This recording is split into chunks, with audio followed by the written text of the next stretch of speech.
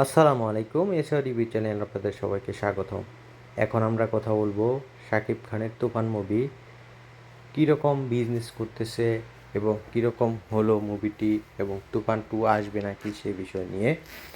First আমরা কথা বলবো শাকিব খানের, মেগাস্টার শাকিব খানের তুফান মুভিটি রায়হান রাফি পরিচালিত। এতে অভিনয় করেছে চঞ্চল চৌধুরী, মিমি চক্রবর্তী, আর মেগাস্টার শাকিব খান, ফজলুল হক বাবু, শহীদুজ্জামান সেলিম, গাজী রাকায়েত, আরও অনেকেই। মুভিটি আসলে ঈদুল আজহায় রিলিজ হয়েছে। মুভিটি দুর্দান্ত বিজনেস করতেছে এবং কি 30 বছরের মধ্যে রেকর্ড ভেঙে ফেলেছে। স্টার সিনেপ্লেক্সগুলোতে যেরকম শু ছিল, সেটা শু বাড়তে বাড়তে 55টি শু হয়ে গেছে। এটা একটা রেকর্ড এবং এর বিজনেস খুবই ভালো হচ্ছে। আর আপনারা সবাই মুভিটি দেখবেন। আমরা আশা করি শাকিব খান এই ধারাবাহিকতা বজায় রাখবে এবং তিনি আরও ভালো ভালো মুভি আমাদেরকে উপহার দেবে। সবাই ভালো থাকবেন। ধন্যবাদ সবাইকে।